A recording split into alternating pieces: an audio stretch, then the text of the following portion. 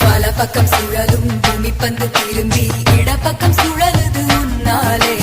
கைப்பிடி அளவு இருக்கின்ற இதயம் விரிந்தது குடை போல